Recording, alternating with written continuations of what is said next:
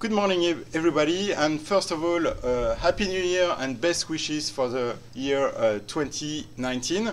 Hopefully, this will be a great year for all of you, and not too bad for equity markets, although I think that volatility will be pretty high this year, and the markets will probably be quite different from what we have seen in the past years, at least on the US stock market.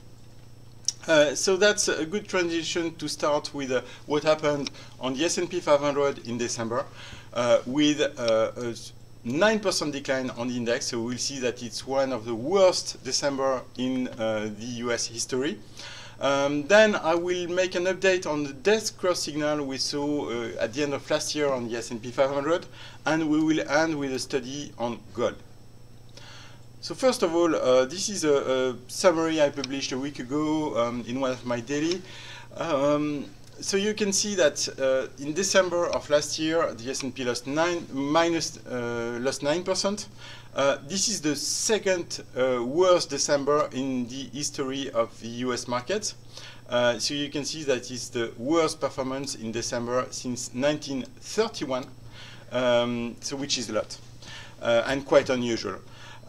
So the next question is what's happening after such a strong decline, which is a decline of more than 5% in December.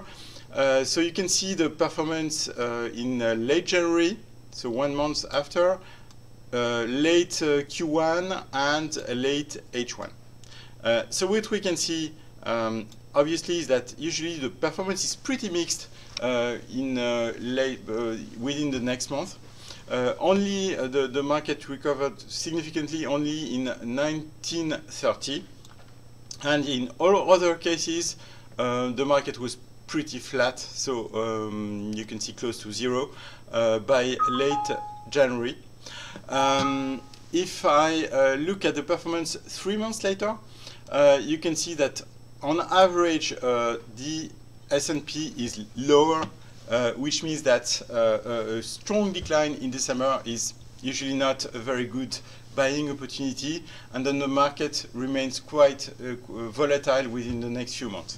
Only in 1930 you can see the market recovered pretty significantly with a 9% advance. But overall, I think yeah, it's not a very good signal for the market. Now if we switch to the chart of the S&P, I told you as an introduction what happened with the death cross on the S&P in December. So that's something I commented in my last video of the year. So what I told you, so it was approximately a few weeks ago, is that usually when we have a death cross signal, the index keeps declining in the short term, then start a significant technical bounce. So the big surprise for me was to see this massive downside acceleration is in late December. So you can see that after the breakdown below 2600. 2600, by the way, is becoming a potential resistance in the short term because it was previously a big support, and the fact that the index accelerated sharply downwards below this level suggests that in the short term 2600 could be a resistance.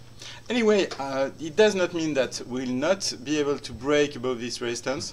I think that continuation of the recovery above this resistance is not ruled out, so that's possible. But longer term, I wouldn't call for a move back to new all-time highs. I think it's relatively unlikely to see in Q1 the S&P hitting new highs again. So what's likely is that we should see a continuation of the technical bounce, but probably nothing more than a relief rally.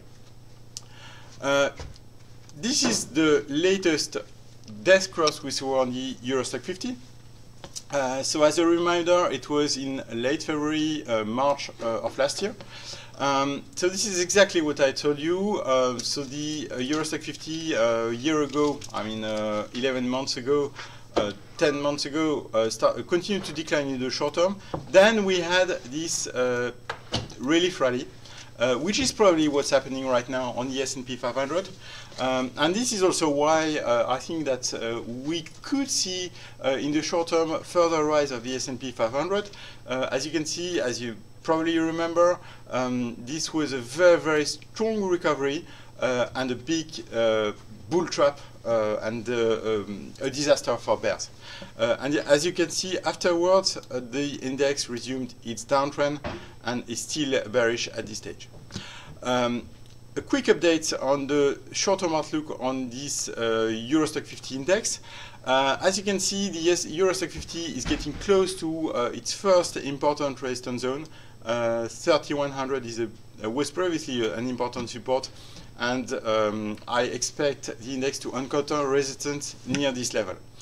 Longer term, I do not rule out a further rise. In the next few weeks, I will monitor any possibility of a head and shoulder, reverse head and shoulder bottom.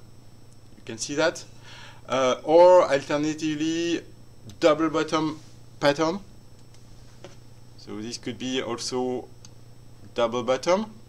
But I mean, in all cases, I think that the relief rally probably has further to go. The next potential upside target being between 3200 and 3250, max at this stage 3300. So 3300 will be in a few weeks the level of the declining 200-day moving average. Last point is about gold. So gold is one of the most bullish charts at the start of the year. Gold made a significant technical breakout at the end of last year, so you can see this breakout, first break above the upper part of a trading range, then upside breakout above the declining 200-day moving average. Moving averages are, by the way, close to give a golden cross signal, so that's exactly the opposite of what we are seeing on the S&P 500. So the idea is that we will probably continue to see strength on gold, so any pullback should be bought. And the next upside target being so this Fibonacci resistance at 1318. I don't even rule out further rise back to 1360. If we look at a longer term chart, you can see this big base formation over the past 5 years. You can see that the upper part of this base formation is, by the way, 1360. So the potential target I gave you, and I think that this year this major resistance zone could be retested, and we may even see a breakout above the upper part of this base. If we see that, I think it will be a pretty negative signal for the US dollar. So we can see that there is a risk emerging in the medium term for the US dollar this year because of the reverse correlation between gold and US dollar. Have a great day and a nice weekend. Bye.